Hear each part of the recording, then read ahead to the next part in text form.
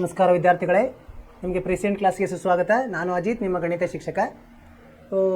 ನಿನ್ನೆ ತರಗತಿ ಅಂದರೆ ಹಿಂದಿನ ತರಗತಿಯಲ್ಲಿ ಏನು ಮಾಡಿದ್ವಿ, ನಾವು ಹೊಸ ಪಾಠವನ್ನು ಶುರು ಮಾಡಿದ್ವಿ. ಯಾವುದು? ನಿರ್ದೇಶಾಂಕ ರೇಖಾಗಣಿತ. ಇದು ನೀವು 9ನೇ ತರಗತಿಯಲ್ಲಿ ಕಲ್ತಿದ್ದೀರಿ, ಹೇಗೆ ನಾವು ನಿರ್ದೇಶಾಂಕಗಳನ್ನು ತೆಗೆದುಕೊಂಡು ಹೆಂಗೆ ಅದನ್ನು ಗುರುತಿಸೋದಂತ ಇದನ್ನು ಕಲ್ತಿದ್ದೀವಿ. ಅದರ ಈಗೇನು ಮಾಡೋದು, ಮುಂದಿನ ಅದು ಹೆಂಗೆ ಉಪಯೋಗ ಆಗ್ತದೆ ಅದನ್ನು ನಾವು ಇಲ್ಲಿ ಕಲಿತಾ ಇದ್ದೀವಿ. ಸೊ ನೀವು ಗೂಗಲ್ ಮ್ಯಾಪಲ್ಲೆಲ್ಲ ನೋಡಿರ್ತಿರಲ್ಲ, ಹೇಗೆ ನಾವು ಜಾಗವನ್ನು ಗುರುತಿಸ್ತೀವಿ ಅಂದರೆ ಅವರೆಲ್ಲ ಈ ನಿರ್ದೇಶಾಂಕ ರೇಖಾಗಣಿತದ ಸಹಾಯದಿಂದನೇ ಮಾಡಿರ್ತಾರೆ. ಸೊ ನಾವೀಗ ಅದನ್ನು ಒಂದೊಂದೇ ಹಂತವಾಗಿ ಕಲಿತಾ ಹೋಗ್ತೀವಿ. ಸೊ ಈಗ ನಾವೇನು ದೂರವನ್ನು ಕಂಡುಹಿಡಿಯೋ ಸೂತ್ರವನ್ನು ನಾವು ಕಲ್ತಿದ್ವಿ ಹಿಂದಿನ ತರಗತಿಯಲ್ಲಿ. ಏನದು? ಎರಡು ಬಿಂದುಗಳು ನಮಗೆ ಎರಡು ಎಕ್ಸ್ ಮತ್ತು ವಾಯ್ ನಿರ್ದೇಶಾಂಕಗಳು ಗೊತ್ತಿತ್ತಂದರೆ ಎರಡು ಬಿಂದುಗಳ ನಡುವಿನ ಅಂತರವನ್ನು ಹೆಂಗೆ ಕಂಡಿತೀವಿ? ವರ್ಗಮೂಲ x1 ಮೈನಸ್ x2 ವರ್ಗ ಸಂಕಲನ y1 ಮೈನಸ್ y2 ವರ್ಗ ಅಂತ ಇದನ್ನು ಕಲ್ತಿದ್ವಿ ನಾವು. ಯಾವುದು? ದೂರ ಸೂತ್ರ. ಏನು? ವರ್ಗಮೂಲ x1 ಋಣ x2 ವರ್ಗ ಸಂಕಲನ y1 ಋಣ y2 ವರ್ಗ. ಇದನ್ನೇ ಕಲ್ತಿದ್ವಿ. ಇದು ಹೇಗೆ ಬಂತಂತ ಅದನ್ನು ಸಹ ಕಲ್ತಿದ್ದೀವಿ ನಾವು. ಅದೇ ನಿಮಗೇನು ಅದು ಕೇಳಲ್ಲ ಹೇಗೆ ಬಂತಂತ. ಇದರ ಉಪಯೋಗ ಹೇಗೆ ಮಾಡ್ತೀವಿ, ಲೆಕ್ಕದಲ್ಲಿ ಹೇಗೆ ಉಪಯೋಗ ಮಾಡ್ತೀವಿ ಅಂತ ಅದು ನಮಗೆ ಗೊತ್ತಿರಬೇಕು. ಇದರ ಮೇಲೆ ನಾವು ಅಭ್ಯಾಸವನ್ನು ಶುರು ಮಾಡಿದ್ವಿ. ಯಾವುದು? ಅಭ್ಯಾಸ 7.1 ಮತ್ತು ಕೆಲವೊಂದು ಉದಾಹರಣೆಗಳನ್ನು ಸಹ ಬಿಡಿಸಿದ್ವಿ ನಾವು.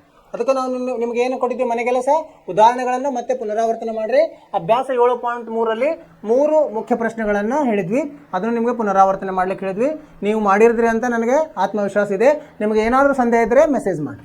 ಈಗೇನು ಮಾಡೋಣ, ಮುಂದೆ 4ನೇ ಮುಖ್ಯ ಪ್ರಶ್ನೆಗೆ ಹೋಗೋಣಂತೆ. 4ನೆಯ ಮುಖ್ಯ ಪ್ರಶ್ನೆ ಏನಂತಿದೆ? ಇಲ್ಲಿ ನಿರ್ದೇಶಾಂಕಗಳನ್ನು ಕೊಟ್ಟಿದ್ದಾರೆ. 5 ಋಣ 2 6 4 ಮತ್ತು 7 ಋಣ 2 ಒಂದು ಸಮದ್ವಿಬಾಹು ತ್ರಿಭುಜದ ಶೃಂಗ ಬಿಂದುಗಳಾಗಿವೆ ಎಂದು ಪರಿಶೀಲಿಸಿರಿ. ಮೊದಲು ನಮಗೇನು ಗೊತ್ತಿರಬೇಕು? ಸಮದ್ವಿಬಾಹು ತ್ರಿಭುಜ ಅಂದರೆ ಏನಿರ್ತದೆ? ಎರಡು ಬಾಹುಗಳು ಸಮ ಇರ್ತದೆ, ಅದು ಗೊತ್ತಿರಬೇಕು. ಅದು ಗೊತ್ತಿದ್ರೆ ನಾವು ಎರಡು ಯಾವುದಾದ್ರೂ ಎರಡು ಬಾಹುಗಳು ಸಮ ಅಂತ ನಾವು ಅದನ್ನು ಸಾಧಿಸಿದ್ವಿ ಅಂದರೆ ಅದು ಸಮದ್ವಿಬಾಹು ಅಂತ ಆಗ್ತದೆ. ಅದು ಒಂದು ಚಿತ್ರವನ್ನು ಬರೆಯೋಣಂತೆ ಇಲ್ಲಿ ಈ ಥರ. ಇವು 3 ಬಿಂದುಗಳಿಗೆ ಹೆಸರು ಕೊಡೋಣಂತೆ. ಹೆಸರು ಕೊಟ್ಟರೆ ಚೆನ್ನಾಗಿರ್ತದಲ್ಲ, ನಿಮಗೆ ಗುರುತಿಸ್ಲಿಕ್ಕೆ ಸರಳ ಆಗ್ತದೆ. ಇದು ಎ ಅನ್ನೋಣಂತೆ. ಎ ಬಿಂದು ಇದರದ್ದು 5 ಮತ್ತು ಋಣ 2 ಅಂತಿರಲಿ. ಬಿ ಇದ್ದು 6 4 ಇರಲಿ. ಮತ್ತು ಸಿ ಇದ್ದೇನೆಷ್ಟು ಯಾವುದಿದೆ? 7 ಮತ್ತು ಋಣ 2 ಇರಲಿ. ಈ ಥರ ನಾವು ಚಿತ್ರವನ್ನು ಹಾಕೊಂಡ್ರೆ ನಮಗೆ ಅರ್ಥವಾಗಲಿಕ್ಕೆ ಸರಳ ಆಗ್ತದೆ. ಈಗೇನು ಕಂಡುಹಿಡಿಬೇಕು ನಾವು? ಪರಿಹಾರ. ಈಗ ಏನು ಮಾಡಬೇಕು? ಮೊದಲು ಎ ಬಿಯನ್ನು ಕಂಡುಹಿಡಿಬೇಕು. ಎ ಬಿ ನಡುವಿನ ಅಂತರ. ಸೂತ್ರವನ್ನು ಹಾಕೋದು x1 ಋಣ x2 5 ಋಣ 6 ವರ್ಗ ಸಂಕಲನ ಋಣ 2 ಋಣ 4 ವರ್ಗ ಋಣ 2 ಋಣ 4 ವರ್ಗ y1 ಋಣ y2. ನೀವು ಅದನ್ನು ಬದಲಿ ಮಾಡಿ ತಗೊಂಡ್ರೆ ಏನೂ ತೊಂದರೆ ಇಲ್ಲ. ಎಷ್ಟು ಬರ್ತದೆ ಇದು? ವರ್ಗಮೂಲ 5ರಲ್ಲಿ 6 ಹೋದರೆ ಏನು ಬರ್ತದೆ? ಋಣ 1 ಋಣ 1 ವರ್ಗ ಧನ 1 ಇರ್ತದೆ. ಸಂಕಲನ ಋಣ 2 ಋಣ 4 ಎಷ್ಟಾಗ್ತದೆ? ಋಣ 6 ಅದರ ವರ್ಗ ಧನ 36. ಎಷ್ಟು ಬಂತಿದ್ದು? ಋಣ ಇಲ್ಲ, ಇಲ್ಲೆಲ್ಲ ಧನ ಆಗಿ ವರ್ಗಮೂಲ 37 ಬಂತು. ಸರಿನಾ? ಆಮೇಲೆ ಎ ಬಿ ಕಂಡುಹಿಡಿದ್ವಿ. ಇದು ಎಷ್ಟು ಬಂತು? ಋಣ 37 ಬಂತು. ಬರೆಯೋಣ. ಮುಂದೆ ಎ ಬಿ ಆಯ್ತು. ಈಗ ಬಿ ಸಿ ಕಂಡುಹಿಡಿಯೋಣ.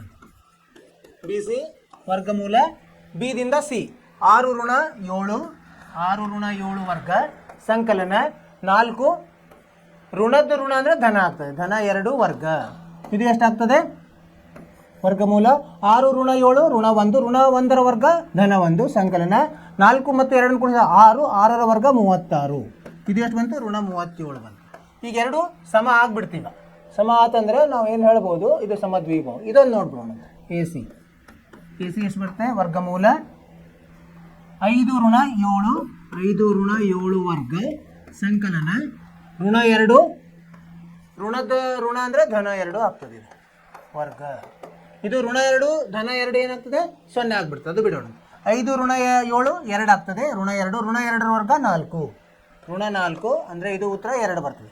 ಈಗ ನೋಡಿರಿ, ಇಲ್ಲೇನಾದ್ರು ಎರಡು ಬಾಹುಗಳು ಸಮ ಆದವು. ಆದ್ದರಿಂದ ಇಲ್ಲಿ ಏನಾಯಿತು? ಎ ಬಿ ಸಮ ಬಿ ಸಿ ಆಯಿತು. ಆದ್ದರಿಂದ ತ್ರಿಭುಜ ಎ ಬಿ ಸಿ ಒಂದು ಸಮದ್ವಿಬಾಹು ತ್ರಿಭುಜವಾಗಿದೆ. ಸಮದ್ವಿಬಾಹು ತ್ರಿಭುಜ ಅಂತ ಬರಿಬೇಕು ನಾವು. ಅರ್ಥವಾಯಿತು ವಿದ್ಯಾರ್ಥಿಗಳೇ? ಅವ್ರು ಏನು ಕೊಟ್ಟಿದ್ದಾರೆ? ಚಿತ್ರವನ್ನು ಬಿಡಿಸ್ಕೊಂಡ್ಬಿಡ್ಬೇಕು ನಾವು. ಚಿತ್ರವನ್ನು ಬಿಡಿಸಿಕೊಂಡು ತ್ರಿಭುಜದ ಚಿತ್ರ ಬಿಡಿಸಿದ್ವಿ, ಅಲ್ಲಿ ಬಿಂದುಗಳಿಗೆ ಒಂದೊಂದು ಹೆಸರು ಕೊಡಬೇಕು. ಆ ಹೆಸರ ಮೇಲೆ ಸಮದ್ವಿಬಾಹು ಆಗ್ಲಿಕ್ಕೆ ಏನು ಇರಬೇಕದು, ಯಾವುದಾದ್ರೂ 2 ಬಾಹುಗಳು ಸಮ ಇರಬೇಕು. ಹಾಗಾಗಿ ನಾವೇನು ಮಾಡಬೇಕು, 3 ಬಾಹುಗಳ ಅಂತರವನ್ನು ಕಂಡುಹಿಡಬೇಕು, ಉದ್ದವನ್ನು. ಸೊ ಅದನ್ನ ಸೂತ್ರದ ಸಹಾಯದಿಂದ, ಸೂತ್ರ ಗೊತ್ತಿದೆ ನಮಗಿಲ್ಲಿ, x1 ಋಣ x2 ವರ್ಗ y1 ಋಣ y2 ವರ್ಗ. ಇದರಲ್ಲಿ ಬೆಲೆಗಳನ್ನು ನಾವು ಆದೇಶಿಸಿದಾಗ ನಮಗೆ ಉತ್ತರ ಬಂತು. ಎ ಬಿ ಎಷ್ಟು ಬಂತು, ವರ್ಗಮೂಲ 37, ಬಿ ಸಿ ವರ್ಗಮೂಲ 37, ಎ ಸಿ 2 ಬಂತು. 2 ಬಾಹುಗಳು ಸಮ ಇರೋದ್ರಿಂದ ನಾವೇನಂತ ಹೇಳ್ಬೋದು, ಇದನ್ನ ಇದು ಒಂದು ಸಮದ್ವಿಬಾಹು. ನಿಮ್ಗೆ ಅರ್ಥವಾಯ್ತು ಅಂತ ತಿಳ್ಕೊಂಡಿನ ವಿದ್ಯಾರ್ಥಿಗಳೇ, ಮುಂದಿನ ಪ್ರಶ್ನೆ ಹೋಗೋಣಂತೆ. 5ನೇ ಪ್ರಶ್ನೆ, 5ನೇ ಮುಖ್ಯ ಪ್ರಶ್ನೆ ಏನಿದೆ ನೋಡಿ. ಒಂದು ತರಗತಿಯಲ್ಲಿ 4 ಮಂದಿ ಗೆಳತಿಯರು ಏನಿದ್ದಾರೆ, ಚಿತ್ರ 7.8ರಂತೆ ತೋರಿಸಿರುವಂತೆ ಎ ಬಿ ಸಿ ಡಿ ಎಂಬ ಬಿಂದುಗಳಲ್ಲಿ ಕುಳಿತಿರುತ್ತಾರೆ. ಎ ಯಲ್ಲಿ ಒಬ್ಬರಿದ್ದಾರೆ, ಬಿ ಯಲ್ಲಿ ಒಬ್ಬರಿದ್ದಾರೆ, ಸಿ ಯಲ್ಲಿದ್ದಾರೆ, ಡಿ ಯಲ್ಲಿದ್ದಾರೆ. ಇರಲಿ, ಚಂಪಾ ಮತ್ತು ಚಮೇಲಿ ತರಗತಿಯೊಳಗೆ ಬರ್ತಾರೆ, ಅಂದರೆ ಬೇರೆ ಇಬ್ಬರು ಬರ್ತಾರೆ. ಇವ್ರು 4 ಮಂದಿ ಕೂತಿರ್ತಾರೆ, ಇನ್ನು ಇಬ್ಬರು ಬರ್ತಾರೆ. ಕೆಲವು ನಿಮಿಷ ಅವರನ್ನು ಗಮನಿಸಿದ ಬಳಿಕ ಚಂಪಾ ಚಮೇಲಿಗೆ ಕೇಳುತ್ತಾಳೆ, ಏನಂತ ಕೇಳ್ತಾಳೆ, ಎ ಬಿ ಸಿ ಡಿ ಒಂದು ಚೌಕವೆಂದು ನಿಮಗೆ ಅನಿಸುತ್ತಿಲ್ಲವೇ ಅಂತ ಯಾರು ಕೇಳ್ತಾರೆ, ಯಾರು ಕೇಳ್ತಾಳೆ, ಚಮೇಲಿ ಕೇಳ್ತಾಳೆ. ಅವಾಗ ಚಮೇಲಿ ಅದಕ್ಕೆ ಒಪ್ಪೋದಿಲ್ಲ. ಚಂಪಾ ಏನು ಹೇಳ್ತಾಳೆ, ಅದೊಂದು ಚೌಕವಾಗಿದೆ, ಚಮೇಲಿ ಅಲ್ಲ ಅಂತ ಹೇಳ್ತಾಳೆ. ಸೊ ಅದು ಯಾರು ಸರಿ ಅಂತ ನಾವು ಕಂಡುಹಿಡಬೇಕು. ಹೆಂಗೆ ಕಂಡುಹಿಡಿಯೋದು, ದೂರ ಸೂತ್ರವನ್ನು ಉಪಯೋಗಿಸಬೇಕು.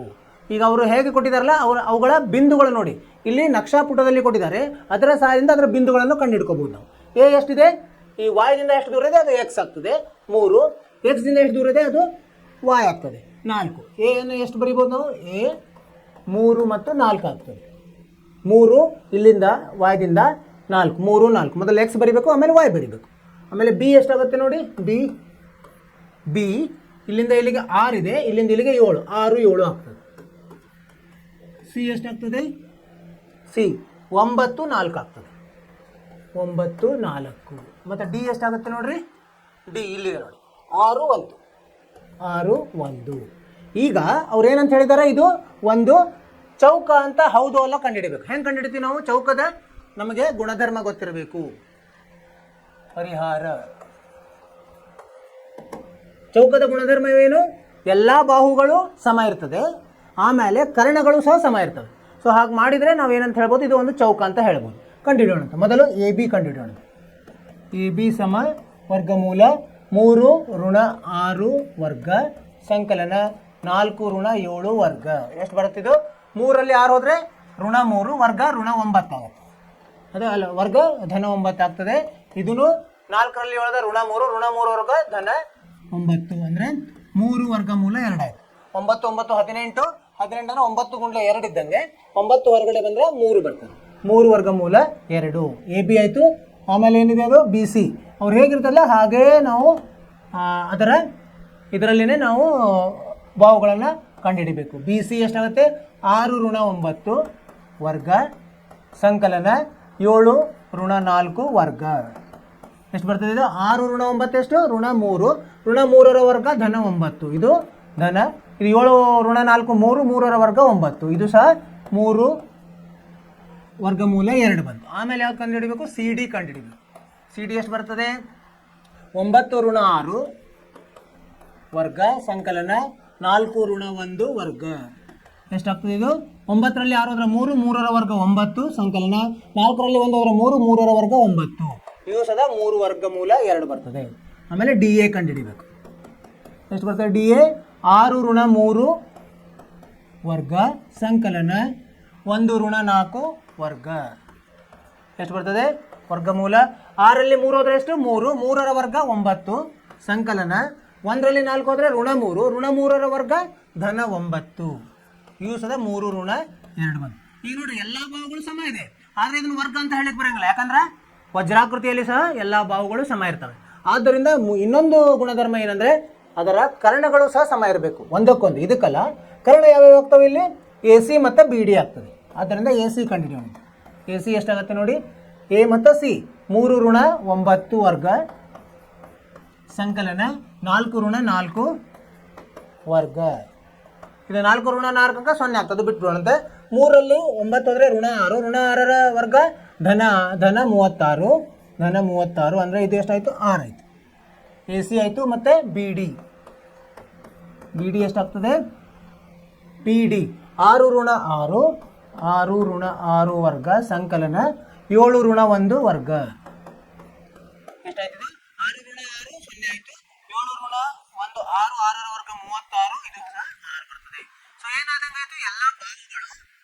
ಏನಂತ ಬರೆಯೋಣ ನಾವು ಉತ್ತರವನ್ನು? ಆದ್ದರಿಂದ ಎಲ್ಲ ಬಾಹುಗಳು ಸಮವಾಗಿವೆ ಮತ್ತು ಕರ್ಣಗಳು ಹೇಗಿದ್ದಾವೆ? ಒಂದಕ್ಕೊಂದು ಸಮವಿದೆ, ಒಂದಕ್ಕೊಂದು ಸಮವಾಗಿವೆ.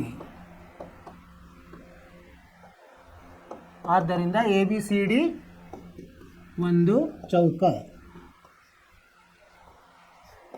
ಇದನ್ನ ಯಾರು ಹೇಳಿದರು? ಚಂಪಾ ಹೇಳಿದರು. ಅದರಿಂದ ಚಂಪಾ ಏನಾಗಿದೆ? ಚಂಪಾ ಸರಿಯಾಗಿ ಚಂಪಾ ಸರಿ. ಅದರಿಂದ ಚಂಪಾ ಸರಿ ಅಂತ ಹೇಳ್ಬೋದು. ಚಂಪಾಳ ಹೇಳಿಕೆ ಸರಿಯಾಗಿದೆ. ಅದು ಹಾಗೂ ಬರಿಬೋದು. ಚಂಪಾಳ ಹೇಳಿಕೆ ಸರಿಯಾಗಿದೆ ಅಂತ ಬರೀಬೇಕು. ಅರ್ಥವಾಯ್ತು ವಿದ್ಯಾರ್ಥಿಗಳೇ? ಏನಂದರೆ ಒಂದು ತರಗತಿಯಲ್ಲಿ ಈ ಥರ ವಿದ್ಯಾರ್ಥಿಗಳು ಕೂತಿದ್ದಾರೆ. ಎ ಅಲ್ಲಿ ಒಬ್ಬರು, ಬಿ ಅಲ್ಲಿ ಒಬ್ಬರು, ಸಿ ಅಲ್ಲಿ ಒಬ್ಬರು, ಡಿ ಅಲ್ಲಿ ಒಬ್ಬರು. ಅವರನ್ನು ಹೆಂಗೆ ಕೊಟ್ಟಿದ್ದಾರೆ? ಅವರು ನಕ್ಷಾಪುಟದಲ್ಲಿ ಕೊಟ್ಟಿದ್ದಾರೆ. ಆ ನಕ್ಷಾಪುಟದ ಸಹಾಯದಿಂದ ನಾವೇನು ಮಾಡಬೇಕು? ಆ ನಿರ್ದೇಶಾಂಕಗಳನ್ನು ಬರ್ಕೋಬೇಕು, ಸರಿಯಾಗಿ ಬರ್ಕೋಬೇಕು. ನಿರ್ದೇಶಾಂಕ ಮೊದಲು ಎಕ್ಸ್ ಬರಬೇಕು, ಆಮೇಲೆ ವಾಯ್ ಬರೀಬೇಕು. ಸೊ ಅದನ್ನು ಬರ್ಕೊಂಡು ಅವಾಗ ಚಂಪಾ ಏನು ಹೇಳ್ತಾ ಇದ್ದಾಳೆ? ಅವರು ಚೌಕ ಆಕಾರದಲ್ಲಿ ಕೂತಿದ್ದಾರೆ ಅಂತ ಹೇಳ್ತಾ ಇದ್ದಾಳೆ. ಆದರೆ ಅದಕ್ಕೆ ಚಮ್ಮೇಲಿ ಹೋಗ್ತಾ ಇಲ್ಲ. ಸೊ ಯಾರು ಸರಿ ಅಂತ ಹೆಂಗೆ ಕಂಡುಹಿಡಿಯೋದು? ನಾವು ಅದರ ಬಾಹುಗಳ ಅಳತೆಗಳನ್ನು ಪರೀಕ್ಷಿಸಬೇಕು ಮತ್ತು ಕರ್ಣಗಳ ದೂರವನ್ನು ಪರೀಕ್ಷಿಸಬೇಕು. ಚೌಕ ಇತ್ತಂದರೆ ಎಲ್ಲ ಬಾಹುಗಳು ಒಂದಕ್ಕೊಂದು ಸಮ ಇರ್ತದೆ ಮತ್ತು ಕರ್ಣಗಳು ಒಂದಕ್ಕೊಂದು ಸಮ ಬರಬೇಕು. ಇಲ್ಲಿ ನಾವು ಅದನ್ನು ಪರೀಕ್ಷಿಸಿದ್ವಿ. ಇಲ್ಲಿ ಏನು ಬಂತು? ಎಲ್ಲ ಬಾಹುಗಳು ಅಂದರೆ AB, BC, CD, DA ಎಲ್ಲನೂ ಏನು ಬಂದು? ಸಮ ಬಂದು. 3 ವರ್ಗಮೂಲ 2 ಬಂದು ಎಲ್ಲ. ಆಮೇಲೆ ಕರ್ಣಗಳನ್ನು ಪರೀಕ್ಷಿಸಿದ್ವಿ, ಅವೆಲ್ಲ 6 6 ಬಂದು. ಆದ್ದರಿಂದ ನಾವೇನಂತ ಹೇಳ್ಬೋದು? ಇದು ಒಂದು ಚೌಕವಾಗಿದೆ. ABCD ಒಂದು ಚೌಕವಾಗಿದೆ ಮತ್ತು ಚಂಪಾಳ ಹೇಳಿಕೆ ಸರಿಯಾಗಿದೆ ಅಂತ ಹೇಳ್ಬೋದು. ಇಷ್ಟು ಬರೀಬೇಕು ವಿದ್ಯಾರ್ಥಿಗಳು. ಇಷ್ಟು ಬರೆದ್ರೆ ನಿಮಗೆ 3 ಅಂಕಗಳ ಪ್ರಶ್ನೆ ಇರ್ತದೆ. ಇದು ಅರ್ಥವಾಯ್ತು ಅಂತ ತಿಳ್ಕೊಂಡಿದ್ದೀನಿ. ನೀವೇನು ಮಾಡಬೇಕು? ಪುನರಾವರ್ತನೆ ಮಾಡಬೇಕು ಸರಿಯಾಗಿ. ಸೊ ಸರಿಯಾಗಿ ಪುನರಾವರ್ತನೆ ಮಾಡಬೇಕು, ತಿಳ್ಕೋಬೇಕು. ಅಂದರೆ ನಿಮಗೆ ನೀವು ಅಭ್ಯಾಸ ಸರಿ ಆತಂದರೆ ನಿಮಗೆ ಅದು ಪರ್ಫೆಕ್ಟ್ ಆಗ್ತದೆ. ಮುಂದಿನ ಪ್ರಶ್ನೆಗೆ ಹೋಗೋಣಂತೆ. ಎಷ್ಟನೇದಿದು? 6ನೇ ಪ್ರಶ್ನೆ ಏನಿದೆ ನೋಡೋಣಂತೆ. 6ನೇ ಪ್ರಶ್ನೆ. ಇದರಲ್ಲಿ 3 ಉಪ ಪ್ರಶ್ನೆಗಳಿವೆ. ಕೆಳಗಿನ ಬಿಂದುಗಳಿಂದ ಚತುರ್ಭುಜ ಉಂಟಾದರೆ ಉಂಟಾದ ಚತುರ್ಭುಜದ ವಿಧವನ್ನು ಹೆಸರಿಸಿ ಮತ್ತು ನಿಮ್ಮ ಉತ್ತರಕ್ಕೆ ಕಾರಣವನ್ನು ಕೊಡಿ. ಅಂದರೆ ಏನು ಮಾಡಬೇಕು ನಾವೀಗ? ಇಲ್ಲೂ ಹಾಗೆ, ಇಲ್ಲೂ ಎಲ್ಲ ಬಾಹುಗಳನ್ನು ಕಂಡುಹಿಡಬೇಕು, ಕರ್ಣಗಳನ್ನು ಕಂಡುಹಿಡಬೇಕು. ಆವಾಗ ನಮಗೆ ಗೊತ್ತಾಗ್ತದೆ ಯಾವುದಾದ್ರೂ ಒಂದು ಇದು ವಿಶೇಷ ಚತುರ್ಭುಜ ಇದೆಯೋ ಏನೋ, ಅಥವಾ ಯಾವುದೋ ಒಂದು ಸಾಮಾನ್ಯ ಚತುರ್ಭುಜ ಅಂತ ಗೊತ್ತಾಗ್ತದೆ. ನೋಡೋಣ, 1ನೇದು ನೋಡೋಣ. ಇಲ್ಲಿ ಏನು ಕೊಟ್ಟಿದ್ದಾರೆ? ಇವಕ್ಕೆ ABCD ಅಂತ ಬರ್ಕೊಂಡ್ಬಿಡೋಣ. A ಎಷ್ಟು? -1 -2, B 1 0, C -1 2, D ಎಷ್ಟು? -3 0. ಸೊ ಈಗೇನು ಮಾಡ್ಬೋದು ನಾವು? ಪರಿಹಾರ ಹಿಂದಿನ ಇದು ಇತ್ತಲ್ಲ ಸಮಸ್ಯೆ, ಅದೇ ಥರ ಇದು. ಇಲ್ಲಿ ಪರಿಹಾರ ಮೊದಲು AB ಕಂಡುಹಿಡಿಯೋಣ. AB ಹೆಂಗೆ ಕಂಡುಹಿಡಿಯೋದು? ವರ್ಗಮೂಲ -1 -1 ವರ್ಗ, -1 ವರ್ಗ ಸಂಕಲನ -2 -0 ವರ್ಗ. ಏನು ಬರ್ತದೆ ಇದು? -1 -1 -2, -2ರ ವರ್ಗ 4, ಧನ 4 ಸಂಕಲನ -2ರ ವರ್ಗ ಧನ 4 4. ಸೊ ಇದು 4 ಹೊರಗಡೆ ಬಂದರೆ 2 ಬರ್ತದೆ. 2 ವರ್ಗಮೂಲ 2 ಬರ್ತದೆ.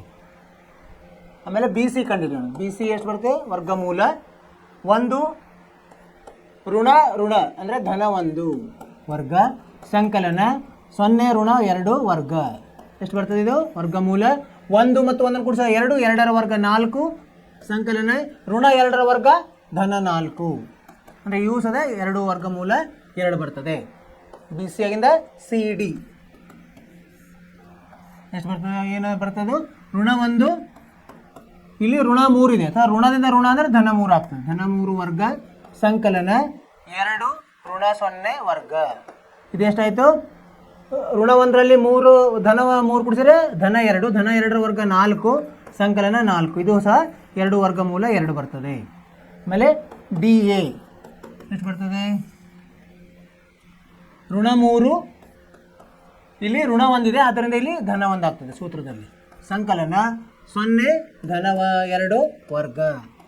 ಎಷ್ಟಾಗ್ತದೆ? ವರ್ಗಮೂಲ -3ರಲ್ಲಿ ಧನ 1 ಕೂಡಿಸಿದ್ರೆ ಎಷ್ಟಾಗ್ತದೆ? -2, -2ರ ವರ್ಗ ಧನ 4 ಸಂಕಲನ 2ರ ವರ್ಗ ಧನ 4. ಇದು ಸಹ 2 ವರ್ಗಮೂಲ 2 ಆಯಿತು. ಸೊ ಎಲ್ಲ ಬಾಹುಗಳು ಸಮ ಆಯಿತು. ಕರ್ಣಗಳನ್ನು ಒಮ್ಮೆ ಪರೀಕ್ಷಿಸೋಣ. ಬಿ ಸಿ ಅಲ್ಲ ಬಿ ಡಿ ಬರುತ್ತೆ ಅಥವಾ ಎ ಸಿ ಮೊದಲು ಎ ಸಿ ಕಂಡುಹಿಡಿಯೋದು. ಎ ಸಿ ಏನು ಬರುತ್ತೆ ನೋಡಿ, ಋಣ ಒಂದು ಧನ ಒಂದು ವರ್ಗ ಸಂಕಲನ. ಯಾಕಂದ್ರೆ ಇದರ ಧನ ಒಂದು ಯಾಕಾಯಿತು, ಸೂತ್ರದಲ್ಲಿ ಋಣ ಅಂತಿದೆ, ಋಣ ಮತ್ತು ಇಲ್ಲೂ ಋಣ ಇರೋದು ಧನ ಆಗ್ತದೆ. ಇದೇನಾಗ್ತದೆ, ಋಣ ಎರಡು ವರ್ಗ. ಎಷ್ಟು ಬಂತಿದ್ದು, ಇದು 0 ಆಯಿತು. ಇದು ಋಣ 2 ಋಣ 4ರ ವರ್ಗ ಆಗ್ತದೆ, ಅಂದರೆ 16, ಅಂದರೆ 4 ಬಂತು. ಎ ಸಿ ಆಯಿತು. ಈ ಬಿ ಡಿ ಒಂದು ಕಂಡುಹಿಡಿಬೇಕು. ಬಿ ಡಿ ಏನು ಬರುತ್ತೆ, 1 ಸಂಕಲನ 3 ವರ್ಗ ಸಂಕಲನ 0 ಋಣ 0 ವರ್ಗ. ಇದು ಅಂಕರ 0ನೇ ಆಗುತ್ತೆ. 1 ಸಂಕಲನ 3 ಅಂದರೆ 4, 4ರ ವರ್ಗ 16, 4 ಆಯಿತು. ಸೊ ಏನಂದಂಗಾಯಿತು, ಬಾಹುಗಳು ಸಮ ಇವೆ, ಕರ್ಣಗಳು ಸಮವಿವೆ. ಆದ್ದರಿಂದ ಏನಂತ ಬರೀಬೇಕು ನಾವು ಉತ್ತರ, ಇಲ್ಲಿ ಬಾಹುಗಳು ಸಮ ಇವೆ ಮತ್ತು ಕರ್ಣಗಳು ಸಮ ಇವೆ. ಆದ್ದರಿಂದ ಏನಂತ ಕೊಟ್ಟಿದ್ದಾರೆ ಅವರು, ಚತುರ್ಭುಜವು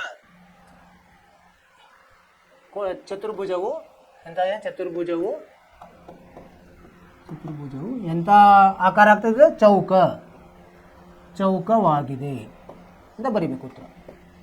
ಇಷ್ಟು ಬರೆದ್ರೆ 3 ಅಂಕಗಳ ಪ್ರಶ್ನೆ. ಅರ್ಥವಾಯಿತು ವಿದ್ಯಾರ್ಥಿಗಳೇ? ಅವರು 4 ಬಿಂದುಗಳನ್ನು ಕೊಟ್ಟಿದ್ದಾರೆ. 4 ಬಿಂದುಗಳ ಸಹಾಯದಿಂದ ಇದೊಂದು ಚತುರ್ಭುಜ ಆಗ್ತಂತ ಅವ್ರು ಕೊಟ್ಟಿದ್ದಾರೆ.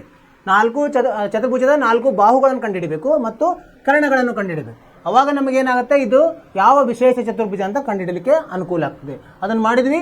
ಇಲ್ಲೇನಾಯಿತು, ಎಲ್ಲ ಬಾಹುಗಳು ಸಮ ಬಂದು 2 ಕರ್ಣಗಳು ಸಮ ಬಂದು.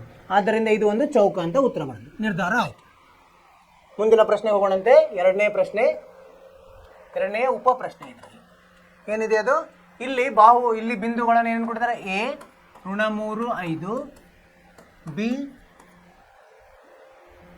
3 1, ಸಿ 0 3 ಮತ್ತು ಡಿ ಋಣ 1 ಋಣ 4. ಈಗೇನು ಮಾಡಿದ ಪರಿಹಾರ, ಮೊದಲಿನ ಹಾಗೇನೆ ಇದನ್ನು ಕಂಡುಹಿಡಿಬೇಕು. ನಾವು ಎ ಬಿ ಕಂಡುಹಿಡಿಬೇಕು ಮೊದಲು. ಎ ಬಿ ವರ್ಗಮೂಲ ಋಣ 3 ವರ್ಗ ಸಂಕಲನ 5 ಋಣ 1 ವರ್ಗ. ಸರಿನಾ? ಋಣ 3 ಎಷ್ಟಾಯ್ತು, ಋಣ 6ರ ವರ್ಗ 36 ಸಂಕಲನ 5ರಲ್ಲಿ 1 4 ವರ್ಗ 16, ಅಂದರೆ ಋಣ ಇದು ಏನಾದರೂ ವರ್ಗಮೂಲ 52 ಆಯಿತು. ಇದು ಒಂದು ಎ ಬಿ ಬಂತು. ಬಿ ಸಿ ನೋಡೋಣಂತೆ. ಬಿ ಸಿ ಸಮ ವರ್ಗಮೂಲ 3 ಋಣ 0 ವರ್ಗ ಸಂಕಲನ 1 ಋಣ 3 ವರ್ಗ. ಎಷ್ಟು ಬರುತ್ತೆ ಇದು?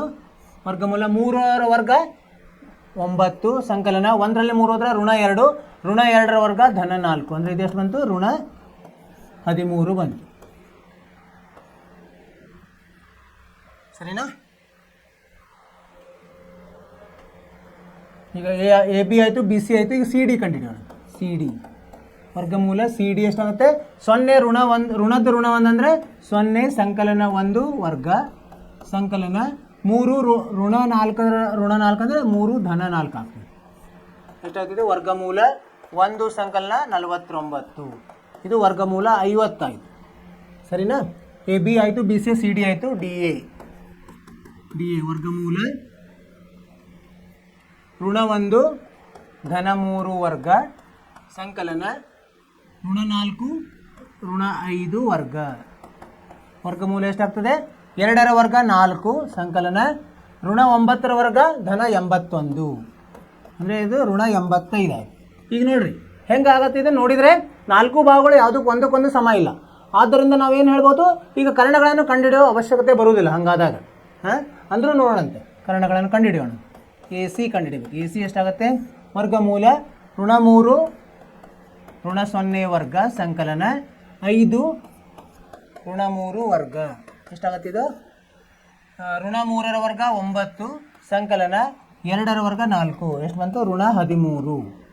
ಆಮೇಲೆ ಎ ಸಿ ಆಯಿತು. ಬಿ ಡಿ ಕಂಡುಹಿಡಿಬೇಕು. ಬಿ ಡಿ ಎಷ್ಟು ಬರುತ್ತೆ, ಬಿ ಮತ್ತು ಡಿ 3 ಸಂಕಲನ 1 ವರ್ಗ ಸಂಕಲನ 1 ಸಂಕಲನ 4 ವರ್ಗ. ಋಣ ಇದ್ದಾಗ ಸೂತ್ರದಲ್ಲಿರೋ ಋಣದಿಂದ ಅದು ಧನ ಆಗಿಬಿಡ್ತದೆ.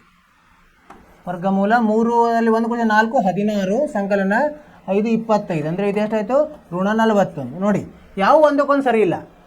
ಇಲ್ಲೇನಿದೆ, ಇಲ್ಲಿ ಬಾಹುಗಳು ಸಮವಾಗಿಲ್ಲ, ಬಾಹುಗಳು ಸಮವಾಗಿಲ್ಲ ಮತ್ತು ಕರ್ಣಗಳು ಸಮವಾಗಿಲ್ಲ.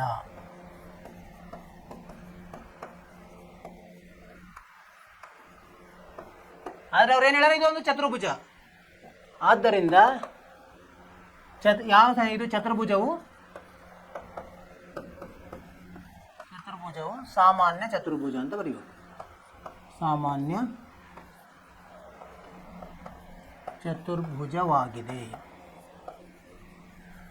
ಚತುರ್ಭುಜಾಂಕರ ಹೌದು, ಆದರೆ ಇದು ವಿಶೇಷ ಚತುರ್ಭುಜವಲ್ಲ, ಸಾಮಾನ್ಯ ಚತುರ್ಭುಜ. ಯಾಕಂದರೆ ಬಾಹುಗಳು ಸಮ ಇಲ್ಲ ಮತ್ತು ಕರ್ಣಗಳು ಸಮ ಇಲ್ಲ ಒಂದಕ್ಕೊಂದು. ಈ ಥರ ಬಿಡಿಸ್ಬೇಕು. ಇದು 3 ಅಂಕದ ಪ್ರಶ್ನೆ. ಅರ್ಥವಾಯಿತು ವಿದ್ಯಾರ್ಥಿಗಳೇ? ಮುಂದಿನ ಪ್ರಶ್ನೆಗೆ ಹೋಗೋಣಂತೆ. ಮೂರನೇ ಪ್ರಶ್ನೆ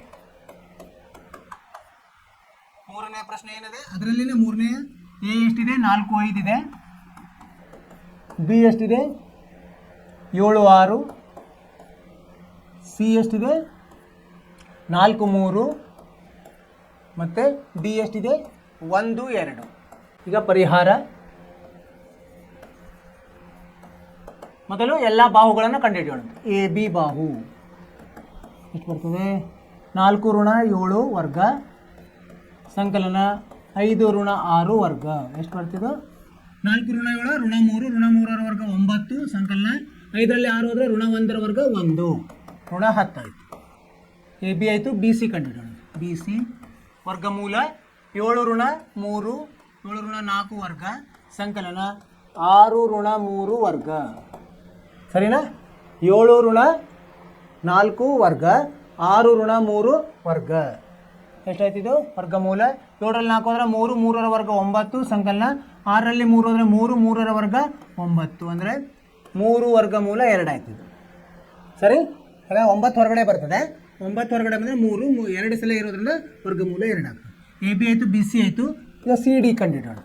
ಸಿ ಡಿ ವರ್ಗಮೂಲ 4 ಋಣ 1 ವರ್ಗ ಸಂಕಲನ ಆಮೇಲೆ 3 ಋಣ 2 ವರ್ಗ ಯಾವುದಾಗತ್ತಿದು ವರ್ಗಮೂಲ. 4ರಲ್ಲಿ 1 ಹೋದರೆ 3 3ರ ವರ್ಗ 9 3ರಲ್ಲಿ 2 1 1ರ ವರ್ಗ 1 ಋಣ 10 ಆಯಿತು. ಆಮೇಲೆ A B B C C D D A ವರ್ಗಮೂಲ 1 ಋಣ 4 ವರ್ಗ 1 ಋಣ 4 ವರ್ಗ ಸಂಕಲನ 2 ಋಣ 5 ವರ್ಗ 2 ಋಣ 5 ವರ್ಗ ಏನಾಯ್ತಿದು 1 ಋಣ 4 ಅಂದರೆ ಋಣ 3 ಋಣ 3ರ ವರ್ಗ ಧನ 9. ಇದು 2ರಲ್ಲಿ 5 ಹೋದರೆ 3 ಋಣ 3 ಋಣ 3ರ ವರ್ಗ ಧನ 9 ಅಂದರೆ 3 ವರ್ಗಮೂಲ 2 ಆಯಿತು. ಇಲ್ಲಿ ನೋಡಿ ಹೇಗಿದೆ ಇದು. ಇದನ್ನು ಚಿತ್ರ ಬಿಡಿಸಿದರೆ ಗೊತ್ತಾಗ್ತದೆ ನಮಗೆ. ಅಭಿಮುಖ ಬಾಹುಗಳು ಸಮ ಆಯಿತು.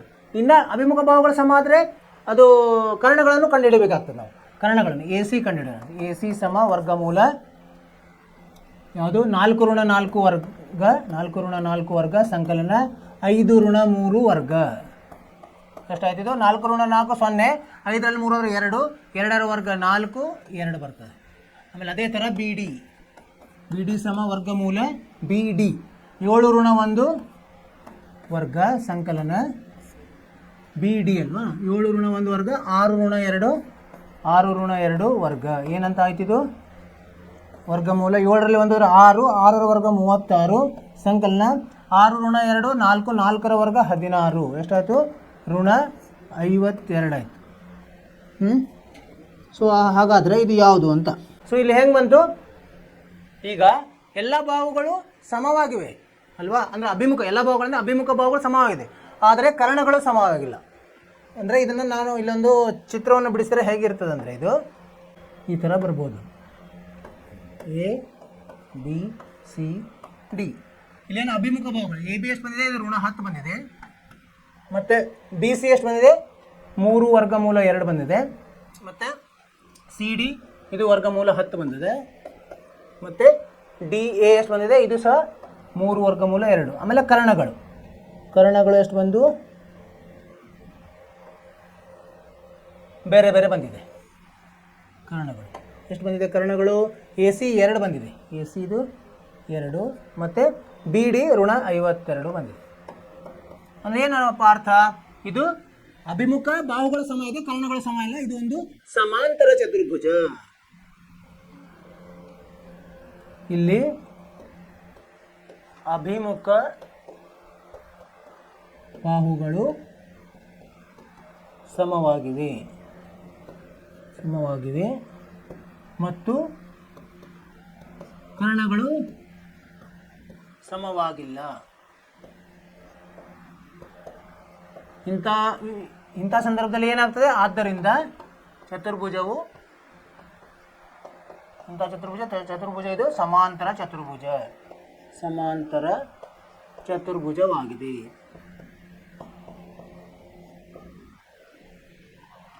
ಸಮಾಂತರ ಚತುರ್ಭುಜದ ನಮಗೆ ಗುಣಧರ್ಮ ಗೊತ್ತಿರಬೇಕು. ಒಂದು ವೇಳೆ ನಾವು 4 ಈಗ ಇದನ್ನೆಲ್ಲ 6 ಕಂಡಿಡಿದು ಅಭಿಮುಖ ಬಾಹುಗಳು ಸಮ ಆಗಿ ಕರ್ಣಗಳು ಒಂದೇ ಬಂದಿರೋ ಅದಕ್ಕೆ ಏನಂತೀವಿ ನಾವು? ಆಯತ ಅಂತ ಹೇಳ್ತೀವಿ. ಆಯತದಲ್ಲಿ ಏನಾಗ್ತದೆ? ಕರ್ಣಗಳು ಸಮ ಇರ್ತವೆ, ಅಭಿಮುಖ ಬಾಹುಗಳು ಸಮ ಇರ್ತವೆ. ಇಲ್ಲಿ ಅಭಿಮುಖ ಬಾಹುಗಳು ಸಮವೇ, ಅದು ಕರ್ಣಗಳು ಸಮವಿಲ್ಲ. ಆದ್ದರಿಂದ ಇದು ಒಂದು ಸಮಾಂತರ ಚತುರ್ಭುಜ. ಅರ್ಥವಾಯ್ತು ವಿದ್ಯಾರ್ಥಿಗಳ? 3 ಪ್ರಶ್ನೆಗಳನ್ನು ಬಿಡಿಸಿದ್ವಿ ನಾವು, ಉಪ ಪ್ರಶ್ನೆಗಳು. ನಿಮಗೆ ಅರ್ಥವಾಯ್ತು ಅಂತ ತಿಳ್ಕೊಂಡಿದ್ದೀನಿ. ಸೊ ಈಗ ಮುಂದಿನ ಪ್ರಶ್ನೆ ಹೋಗೋಣಂತೆ. ಎಷ್ಟನೇದ್ದು? 7ನೇ ಪ್ರಶ್ನೆ. ಏನಿದೆ ಇಲ್ಲಿ? ಬಿಂದುಗಳನ್ನು, ನಿರ್ದೇಶಾಂಕಗಳನ್ನು ಕೊಟ್ಟಿದ್ದಾರೆ. P 2 ಋಣ 3, Q 10 y, ಬಿಂದುಗಳ ನಡುವಿನ ದೂರ 10 ಮಾನಗಳಾದರೆ y ಬೆಲೆಯನ್ನು ಕಂಡುಹಿಡಿಯಿರಿ.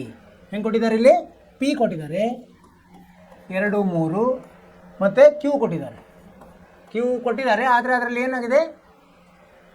ಒಂದು ಬಿಂದು ಎಂದು ಕೊಟ್ಟಿಲ್ಲ, ಅದು y ಅಂತಷ್ಟೇ ಕೊಟ್ಟಿದ್ದಾರೆ. ಆಮೇಲೆ ನಡುವಿನ ದೂರ ಕೊಟ್ಟಿದ್ದಾರೆ, ಅಂದರೆ PQ ಕೊಟ್ಟಿದ್ದಾರೆ. PQ ಎಷ್ಟಿದೆ? 10 ಮಾನ. ಇದರ ಸಹಾಯದಿಂದ ನಾವು y ಕಂಡುಹಿಡಿಬಹುದು. ಹೆಂಗೆ ಕಂಡುಹಿಡಿಯೋದು ನೋಡೋಣ. ಈಗ ಸೂತ್ರವನ್ನು ಹಾಕಬೇಕು ನಾವು. PQ ಸಮ ವರ್ಗಮೂಲ x1 ಋಣ x2 ವರ್ಗ ಸಂಕಲನ y1 ಋಣ y2 ವರ್ಗ. ಈ ಸೂತ್ರ ಹಾಕಬೇಕು. ಈಗ ವರ್ಗಮೂಲವನ್ನು ತೆಗಿಲಿಕ್ಕೆ ಏನು ಮಾಡಬೇಕು? 2 ಕಡೆ ವರ್ಗ ಮಾಡಬೇಕು.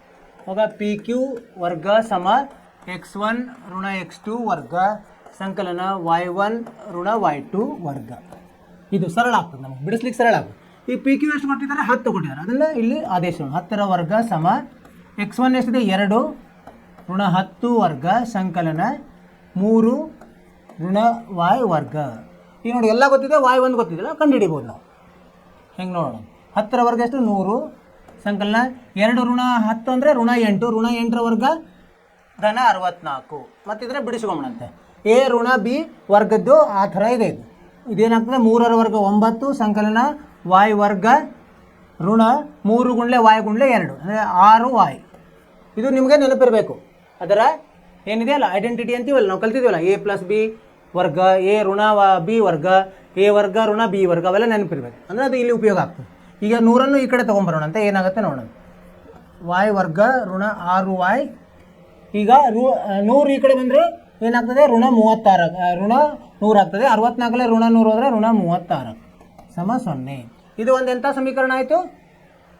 ಇದು ಒಂದು ವರ್ಗ ಸಮೀಕರಣ. ಇದನ್ನು ಬಿಡಿಸ್ಬೇಕು ನಾವು. ಮಧ್ಯದ ಪದವನ್ನು ತೆಗೆಯೋದ್ರಿಂದ ಏನಾಗಬೇಕು? ಗುಣಿಸಿದರೆ ಋಣ 36 ಬರಬೇಕು, ಕೂಡಿಸಿದರೆ ಋಣ 6 ಬರಬೇಕು. ಅಂಥದ್ದು ಯಾವ 2 ಇವನು ತೊಗೋಬೇಕು ನಾವು? 6 ಬರುವಂಗೆ. 9 4 ತೊಗೊಂಡ್ರೆ 9 4 36, ಆದರೆ ಇದು 6 ಬರಲ್ಲ. ಇರಲಿ. 12 3 ತೊಗೊಂಡು ಬರಲ್ಲ. ಮತ್ತು ಯಾವ್ದು ಬರ್ತದೆ? ಸರಿ ಬಂತಿಲ್ಲ. 9 ಇಲ್ಲಿ 9 ಒಂದು ಬಿಟ್ವಿ ನಾವು. y² ಋಣ 6y. ಈ 9 ಒಂದು ಬಿಟ್ಟಿದ್ವಿ ಅಲ್ಲ. ಸೊ ಬಿಟ್ಟರೆ ಇದು ಎಷ್ಟಾಗುತ್ತೆ? ಇಲ್ಲಿ ಒಂದು ತಪ್ಪಿದೆ ನೋಡಿ. ಇದೇನಾಯಿತು?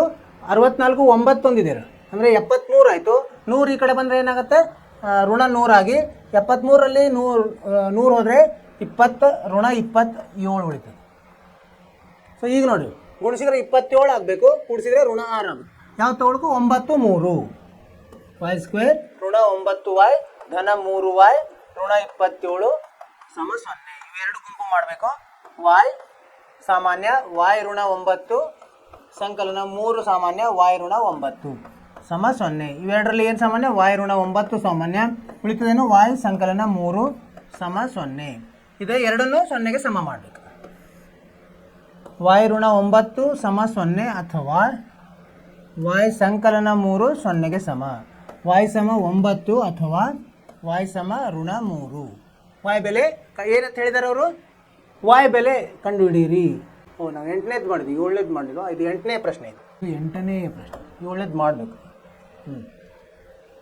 8ನೇ ಪ್ರಶ್ನೆ ಇದು. ಅಂದರೆ ಅದು ವಾಯ ಬೆಲೆಯನ್ನು ಕಂಡುಹಿಡಿಯಿರಿ. ಸೊ ಈಗೇನು ಬರಬೇಕು, ವಾಯನ ಬೆಲೆ -3 ಅಥವಾ 9 ಅಂತ ಹೇಳಿ. ಅರ್ಥವಾಯ್ತು ವಿದ್ಯಾರ್ಥಿಗಳೇ? ಏನು ಅವ್ರು ಕೊಟ್ಟಿದ್ದಾರೆ, ಏನು ಕೊಟ್ಟಿದ್ದಾರೆ? ದೂರವನ್ನು ಕೊಟ್ಟಿದ್ದಾರೆ. ಒಂದು ನಿರ್ದೇಶಾಂಕದಲ್ಲಿ ವಾಯ ಬೆಲೆ ಕೊಟ್ಟಿಲ್ಲ. ಅದನ್ನು ಸೂತ್ರದಲ್ಲಿ ಹಾಕಿ ನಾವು ಏನು ಬರ್ತದೆ, ಅದನ್ನು ಸರಳ ಮಾಡಿದಾಗ ಒಂದು ವರ್ಗ ಸಮೀಕರಣ ಬರ್ತದೆ. ವರ್ಗ ಸಮೀಕರಣವನ್ನು ಬಿಡಿಸಿದಾಗ ವಾಯಿಗೆ 2 ಬೆಲೆಗಳು ಬರ್ತವೆ. ಅವು 2 ಬೆಲೆಗಳನ್ನು ಉತ್ತರ ಬರೀಬೇಕು.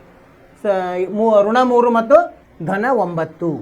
ಅರ್ಥವಾಯ್ತು ಅಂತ ತಿಳ್ಕೊಂಡಿದ್ದೀನಿ ವಿದ್ಯಾರ್ಥಿಗಳು. ಇಂಥ ಪ್ರಶ್ನೆಗಳು ಬರ್ತಾ ಇರ್ತದೆ ನಿಮಗೆ ಪರೀಕ್ಷೆಯಲ್ಲಿ. ಈಗ 7ನೇ ಪ್ರಶ್ನೆ ಮಾಡೋಣ. 7ನೇ ಪ್ರಶ್ನೆ ಬಿಟ್ಟಿದ್ದೀವಿ ನಾವು. 7ನೇ ಪ್ರಶ್ನೆ 2 ಋಣ 5 ಇದಕ್ಕೆ ಸಮಾನ ದೂರದಲ್ಲಿರುವ ಎಕ್ಸ್ ಅಕ್ಷದ ಮೇಲೆ ಬಿಂದುವನ್ನು ಕಂಡುಹಿಡಿಯಿರಿ. ಅಂದರೆ ಏನಿದೆ, ಇದು ಎ ಅಂತ ಹಿಡಿಯೋಣ. ಎ 2 ಋಣ 5 ಮತ್ತು ಬಿ ಏನಂತ ಕೊಟ್ಟಿದ್ದಾರೆ ಅವರು, ಋಣ 2 9 ಅಂತ ಕೊಟ್ಟಿದ್ದಾರೆ. ಇದ 2 ಬಿಂದುಗಳು ಎಕ್ಸ್ ಅಕ್ಷದ ಮೇಲಿಂದ ಹಾಸಿ ಹೋಗ್ತಾ ಇದೆ. ಅಲ್ಲಿ ಯಾವ ಬಿಂದು ಇದರ ಆ ಬಿಂದುವನ್ನು ಕಂಡುಹಿಡಿಯಿರಿ ಅಂತ ಹೇಳಿದ್ದಾರೆ. ಸೊ ನಾವೇನಂತೀವೋ ಪಿ ಅಂತ ಹಿಡಿಯೋಣ. ಅಲ್ಲಿ ಎಕ್ಸ್ ಅಕ್ಷದ ಮೇಲೆ ವಾಯ್ 0 ಇರ್ತದೆ, ಅದು ನಮಗೆ ಗೊತ್ತದೆ. ಎಕ್ಸ್ ಅಕ್ಷದ ಮೇಲೆ ವಾಯ್ 0 ಇರ್ತದೆ, ಅದನ್ನೇನಂತಗೊಂಡು ಎಕ್ಸ್ 0 ಅಂತ ಹಿಡಿಯೋಣ ಅಲ್ವಾ.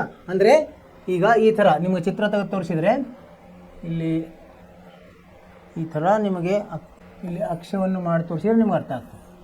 ಈ ಥರ ಇದು ಏನಾಯಿತು, ಇದು ಎಕ್ಸು, ಇದು ವಾಯ್. ಈಗ 1ನೇ ಬಿಂದು ಅಲ್ಲದೆ 2 ಋಣ 5. 2 ಋಣ 5 ಎಲ್ಲಿ ಬರ್ತದೆ, 2 ಇಲ್ಲೆಲ್ಲ ಬರ್ತದೆ, ಋಣ 5 ಇಲ್ಲಿ ಬರುತ್ತೆ ಅಂತ ಹೇಳೋಣ. ಕೆಳಗಡೆ 4ನೇ ಪಾದದಲ್ಲಿ ಬರ್ತದೆ 2 ಋಣ 5. ಆಮೇಲೆ ಇದು ಎಲ್ಲಿ ಬರ್ತದೆ, 2 ಋಣ 5 ಋಣ 2 ಋಣ 9, ಋಣ 2 9 ಇಲ್ಲೆಲ್ಲ ಬರ್ತದೆ. ಇದು ಯಾವುದು, ಬಿ, ಋಣ 2 9. ಸೊ ಇದನ್ನು ಸೇರಿಸಿದಾಗ, ಇದೆಲ್ಲ ಸೇರಿಸಿದೆ ಅಂದರೆ ಇದು ಎಕ್ಸ್ ಅಕ್ಷದ ಮೇಲೆ ಹೋಗುತ್ತಲ್ಲ, ಇದು ನಮಗೆ ಗೊತ್ತಿಲ್ಲ. ಇದನ್ನು ಕಂಡುಹಿಡಿಬೇಕು, ಪಿ ಬೆಲೆ ಪಿ. ಸೊ ಇದು ಹೆಂಗೆ ಕಂಡುಹಿಡಿಯೋದು ನಾವು ಪಿಯನ್ನು? ಇಲ್ಲಿ ಪಿ ಎಷ್ಟಿರುತ್ತೆ, ಎಕ್ಸ್ ಬೆಲೆ ಮಾತ್ರ ಇರ್ತದೆ, ಈಗ ವಾಯ್ ಬೆಲೆ ಇರುವುದಿಲ್ಲ, ಎಕ್ಸ್ 0 ಅಂತ ಇರ್ತದೆ. ಇದು ಇದರ ಸಹಾಯದಿಂದ ನಾವು ಕಂಡುಹಿಡಿಬೋದು. ಸಮಾನ ದೂರದಲ್ಲಿ ಅಂತ ಹೇಳಿದ್ದಾರೆ. ಅಂದರೆ ಏನು, ಪಿ ಎ ಸಮ, ಇದು ಎ ಅಂದರೆ ಇದನ್ನು ಹಿಡ್ತೀವಲ್ಲ ನಾವು, ಎ ಅಂತ ಹಿಡಿದೀವಿ, ಇದು ಬಿ ಅಂತ ಹಿಡ್ತೀವಿ. ಸೊ ಅವ್ರು ಏನು ಹೇಳಿದ್ದಾರೆ, ಪರಿಹಾರ ಪಿ ಎ ಸಮ ಪಿ ಬಿ ಅಂತ ಹೇಳಿದ್ದಾರೆ. ಅಂದರೆ 2 ದೂರಗಳನ್ನು ನಾವು ಸಮ ಮಾಡಿ ಕಂಡುಹಿಡಿಬೋದು. ಇದನ್ನು ವರ್ಗ ಮಾಡೋಣ ಅಂತಂದರೆ ನಮಗೆ ಸೂತ್ರ ಸರಳ ಆಗ್ತದೆ. ಪಿ ಎ ವರ್ಗ ಸಮ ಪಿ ಬಿ ವರ್ಗ ಆಗ್ತದೆ. ಪಿ ಎ ಹೆಂಗೆ ಕಂಡುಹಿಡ್ತೀವಿ ನಾವು, ಎಕ್ಸ್ ಋಣ ಮತ್ತೆ ಒಂದು ಋಣ ಇದೆ, ಅಂದರೆ ಎಕ್ಸ್ ಧನ 2 ವರ್ಗ ಸರಿ ಸಂಕಲನ, ಇದೇನಾಗ್ತದೆ 0 ಋಣ 9 ವರ್ಗ ಸಮ ಪಿ ಬಿ ವರ್ಗ ಎಷ್ಟಾಗ್ತದೆ, ಎಕ್ಸ್ ಋಣ 2 ವರ್ಗ ಸಂಕಲನ 0, ಇಲ್ಲಿ ಋಣ 5 ಇದೆ, ಧನ 5 ಆಗ್ತದೆ ವರ್ಗ. ಇದನ್ನು ಸರಳ ಮಾಡಿದ್ರೆ ಬರೀ ಎಕ್ಸ್ ಮಾತ್ರ ಇದೆ. ಸೊ ಕಂಡುಹಿಡಲಿಕ್ಕೆ ನಮಗೆ ಸರಳ ಆಗ್ತದೆ. ಇದನ್ನು ಕಂಡುಹಿಡಿದ್ರೆ ಏನಾಗ್ತದೆ, ಎಕ್ಸ್ ಸ್ಕ್ವೇರ್. ಇದನ್ನು ನಾವು ವಿಸ್ತರಿಸೋಣ. ಎಕ್ಸ್ ಸ್ಕ್ವೇರ್ ಸಂಕಲನ 4 ಸಂಕಲನ 4x, ಇದು ಋಣ 9ರ ವರ್ಗ ಧನ 81 ಸಮ ಇದೇನಾಗ್ತದೆ, ಎಕ್ಸ್ ವರ್ಗ ಸಂಕಲನ 4 ಋಣ 4x, ಇದು 25 ಆಗ್ತದೆ. ಈಗ ನೋಡಿ, ಇಲ್ಲಿ ಎಕ್ಸ್ ಸ್ಕ್ವೇರ್ ಧನ ಇದೆ, ಇದು ರದ್ದಾಯಿತು, 4 ರದ್ದಾಯಿತು. ಈಗ ಆಮೇಲೆ ಮತ್ತೇನು ರದ್ದಾಗುತ್ತೆ, ಮತ್ತೇನಿಲ್ಲ. ಈ 4x ಈ ಕಡೆ ತೊಗೊಂಡೋದ್ರೆ ಏನಾಗ್ತದೆ, ಧನ ಆಗಿ 8x ಆಗ್ತದೆ. ಈ 81 ಈ ಕಡೆ ತೊಗೊಂಡು ಅಂದರೆ ಋಣ 81 ಆಯಿತು, 25 ಋಣ 81 ಎಷ್ಟು, 81ರಲ್ಲಿ 25 ಹೋದರೆ ಎಷ್ಟು ಬರ್ತದೆ, 25 ಹೋದರೆ 11 5 ಹೋದರೆ 6, 8ರಲ್ಲಿ 3 ಹೋದರೆ 5, ಋಣ 56 ಆಗ್ತದೆ. ಎಕ್ಸ್ ಎಷ್ಟಾಗ್ತದೆ, ಋಣ 56 ಭಾಗಲಬ್ಧ 8 ಅಂದರೆ ಋಣ 7. ಇದು ಉತ್ತರ. ಅಂದರೆ ಈ ಪಿ ಏನಾಗ್ತದೆ, ಪಿ ಎಕ್ಸ್ ವೈ ಸಮ ಪಿ ಋಣ 7 0 ಅಂತ ಬರಿಬೇಕು ನಾವು ಉತ್ತರ. ಇದು ಕೊನೆಯ ಉತ್ತರ ನಮಗೆ. ಅರ್ಥವಾಯಿತು ವಿದ್ಯಾರ್ಥಿಗಳೇ? ಏನು ಹೇಳಿದ್ದಾರೆ ಅವರು, ಎ ಮತ್ತು ಬಿ 2 ಬಿಂದುಗಳನ್ನು ಕೊಟ್ಟಿದ್ದಾರೆ. ಇದು ಎಕ್ಸ್ ಅಕ್ಷದ ಮೇಲೆ ಹೋಗಿದಾಗ ಅದು ಏನಿದೆ, ಎಕ್ಸ್ ಅಕ್ಷದಿಂದ ಸಮ ದೂರದಲ್ಲಿದೆ. ಅಂದರೆ ಎಕ್ಸ್ ಅಕ್ಷದ ಮೇಲೆ ಛೇದಿಸುವ ಬಿಂದುವನ್ನು ನಾವು ಪಿ ಅಂತ ತಗೊಳ್ಳೋದು. ಅಂದರೆ ಎಕ್ಸ್ ಅಕ್ಷದ ಮೇಲೆ ಏನಾಗಿರ್ತದೆ, ವಾಯ್ ಬೆಲೆ ಇರುವುದಿಲ್ಲ, ಎಕ್ಸ್ ಮತ್ತು 0 ಮಾತ್ರ ಇರ್ತದೆ. ಅದನ್ನು ಪಿ ಎ ಸಮ ಪಿ ಬಿ ಮಾಡಿಕೊಂಡ್ರೆ ನಮಗೆ ಅದನ್ನು ಬಿಡಿಸ್ಲಿಕ್ಕೆ ಬರ್ತದೆ. ಪಿ ಎ ಸಮ ಪಿ ಬಿ ಅದು ಸೂತ್ರದಲ್ಲಿ ಹಾಕಿದಾಗ ವರ್ಗಮೂಲ ಬರೋದು 2 ಕಡೆಯಿಂದ. ಅದನ್ನು ವರ್ಗ ಮಾಡ್ಕೊಂಡ್ಬಿಟ್ರೆ ಏನಾಗ್ತದೆ, ಇದು ಆ ಸೂತ್ರವು ಸರಳ ಆಗ್ತದೆ. ಯಾವುದು ಸೂತ್ರ, ಇದು ವರ್ಗಮೂಲ ಹೋಗಿ ಎಕ್ಸ್ ಪ್ಲಸ್ 2 ವರ್ಗ ಸಂಕಲನ 0 ಋಣ 9 ವರ್ಗ. ಅದೇ ಥರ ಪಿ ಬಿಯಲ್ಲಿ ಎಕ್ಸ್ ಋಣ 2 ವರ್ಗ ಸಂಕಲನ 0 ಸಂಕಲನ 5 ವರ್ಗ. ಇದನ್ನು ನಾವು ಸರಳ ಮಾಡಿದಾಗ ಎಕ್ಸ್ ಬೆಲೆ ಎಷ್ಟು ಬಂತು ಋಣ 7. ಅಂದರೆ ಪಿ ದ ನಿರ್ದೇಶಾಂಕಗಳು ಹೆಂಗೆ ಬರ್ತದೆ x0 ಋಣ 7 0. ಸೊ ಋಣ 7 0ಯಲ್ಲಿ ಅದು ಛೇದಿಸುತ್ತದೆ ಅಂತ ಉತ್ತರ ಬರಿಬೇಕು. ನಿಮಗೆ ಅರ್ಥವಾಯಿತು ಅಂತ ತಿಳ್ಕೊಂಡು ವಿದ್ಯಾರ್ಥಿಗಳೇ ಮುಂದಿನ ಪ್ರಶ್ನೆಗೆ ಹೋಗೋಣಂತೆ. 8 ಆಗಿದೆ. ಈಗ 9ನೇ ಪ್ರಶ್ನೆ ಏನಿದೆ? ಕ್ಯೂ ಕೊಟ್ಟಿದ್ದಾರೆ. ಕ್ಯೂ 0 1 ಬಿಂದುವು ಪಿ 5 ಋಣ 3 ಮತ್ತು ಆರ್ ಎಕ್ಸ್ ಆರಿಂದ ಸಮಾನ ದೂರದಲ್ಲಿದೆ. ಅಂದರೆ ಅದು ಒಂದೇ ಲೈನಲ್ಲಿಲ್ಲ, ಎಲ್ಲೋ ಇದೆ, ಆದರೆ ಅದು ಆ ಎರಡು ಬಿಂದುಗಳೇ ಸಮಾನ ದೂರದಲ್ಲಿದ್ದರೆ ಎಕ್ಸ್ನ ಬೆಲೆಯನ್ನು ಕಂಡುಹಿಡಿಯಿರಿ. ಕ್ಯೂ ಆರ್ ಮತ್ತು ಪಿ ಆರ್ ದೂರವನ್ನು ಕಂಡುಹಿಡಿಯಿರಿ. ಚಿತ್ರವನ್ನು ಬಿಡಿಸೋಣಂತೆ, ಅಂದರೆ ನಮಗೆ ಅರ್ಥ ಆಗ್ತದೆ. ಬಿಂದುಗಳನ್ನು ಹಾಕೋಣಂತೆ. ಪಿ ಬಿಂದು ಕ್ಯೂ ಮತ್ತು ಕ್ಯೂ ಬಿಂದು ಪಿ ಮತ್ತು ಆರ್. ಇಲ್ಲಿ ಪಿ ಅಂತ ಬರೆಯೋಣಂತೆ. ಪಿ ಎಷ್ಟು 5 ಋಣ 3 ಮತ್ತು ಪಿ ಆರ್ ಆರ್ ಎಷ್ಟು ಎಕ್ಸ್ ಆರ್. ಇನ್ನೊಂದು ಇದೆ ಆ ಬಿಂದು, ಅದು ಕ್ಯೂ ಬಿಂದು. ಇಲ್ಲಿದೆ ಕ್ಯೂ ಬಿಂದು, ಅದರದ್ದೇನು ನಿರ್ದೇಶಾಂಕ 0 1 0 1. ಸೊ ಇದನ್ನೆಲ್ಲ ಎರಡೂ ಸೇರಿಸಿದರೆ ಇಲ್ಲಿಂದ ಈ ಅಂತರ, ಇಲ್ಲಿಂದ ಈ ಅಂತರ ಒಂದೇ ಇದೆ ಅಂತ ಹೇಳ್ತಾರೆ. ಪರಿಹಾರ ಅಂದರೆ ಅದು ಪಿ ಆರ್ ರೇಖಾಖಂಡದ ಮೇಲೆ ಇದೆ ಅಂತ ಹೇಳಿಲ್ಲ ಅವರು, ಅದಕ್ಕೆ ನಾವು ಹೊರಗಡೆ ತಗೊಂಡಿದ್ವಿ. ಇಲ್ಲೇನು ಕೊಟ್ಟಿದ್ದಾರೆ? ಪಿ ಕ್ಯೂ ಸಮ ಕ್ಯೂ ಆರ್ ಅಂತ ಕೊಟ್ಟಿದ್ದಾರೆ. ಅಥವಾ ಅದು ವರ್ಗ ಮಾಡಿಕೊಂಡ್ರೆ ಪಿ ಕ್ಯೂ ವರ್ಗ ಸಮ ಕ್ಯೂ ಆರ್ ವರ್ಗ ಆಗ್ತದೆ. ಪಿ ಕ್ಯೂ ಹೆಂಗೆ ಕಂಡು ಹಿಡಿಯೋದು? ಪಿ ಋಣ 5 ಋಣ 0 ವರ್ಗ ಸಂಕಲನ ಋಣ 3 ಋಣ 1 ವರ್ಗ ಸಮ ಕ್ಯೂ ಆರ್ ಹೆಂಗೆ ಎಕ್ಸ್ ಋಣ 0 ವರ್ಗ ಸಂಕಲನ 6 ಋಣ 1 ವರ್ಗ. ಇದನ್ನು ಬಿಡಿಸಿದಾಗ ಎಷ್ಟು ಬರ್ತದೆ? 25 ಸಂಕಲನ 3 ಋಣ 3 ಋಣ 1 ಋಣ 4, ಇದು 16 ಬಂತು. ಸಮ ಎಕ್ಸ್ ವರ್ಗ ಸಂಕಲನ 6ರಲ್ಲಿ 1 5 5ರ ವರ್ಗ 25. 25 ಇಲ್ಲಿ ಕ್ಯಾನ್ಸಲ್ ಹೋಗ್ಬಿಡುತ್ತೆ, ರದ್ದಾಗ್ತದೆ. ಎಕ್ಸ್ ಸ್ಕ್ವೇರ್ ಸಮ 16 ಆಯಿತು. ಅಂದರೆ ಎಕ್ಸ್ ಬೆಲೆ ಎಷ್ಟಾಯಿತು?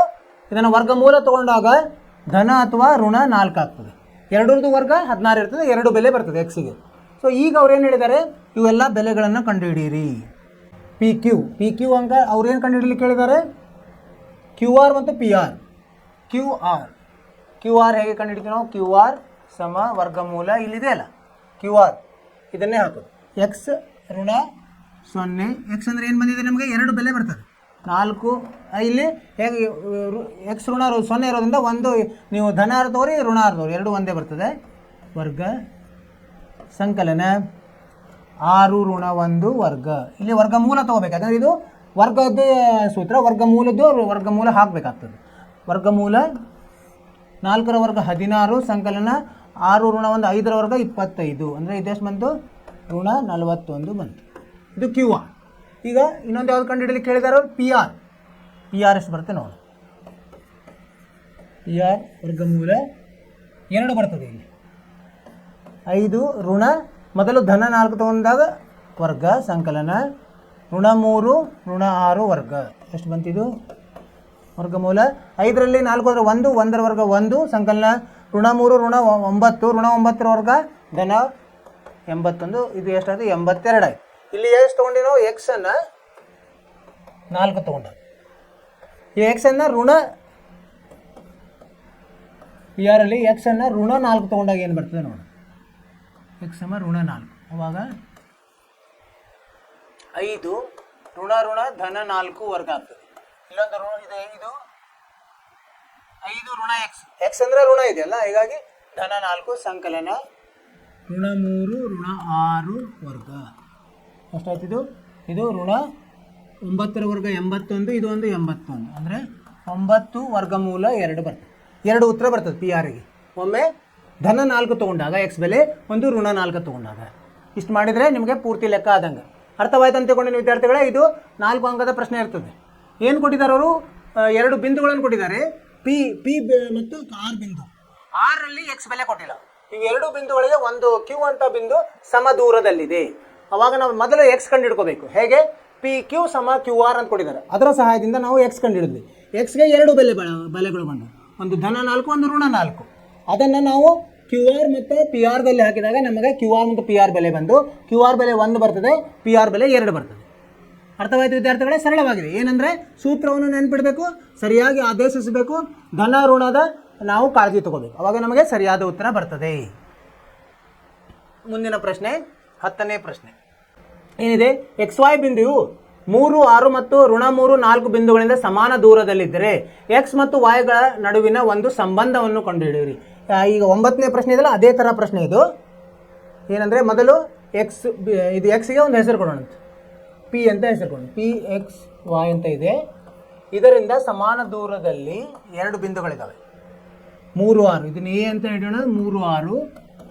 ಇದು ಬಿ ಅಂತ ಹಿಡಿಯೋಣ, ಯಾವುದು? ಋಣ 3, 4. ಸರಿನಾ? ಸೊ ಇದನ್ನು ಸೇರಿಸೋಣಂತೆ,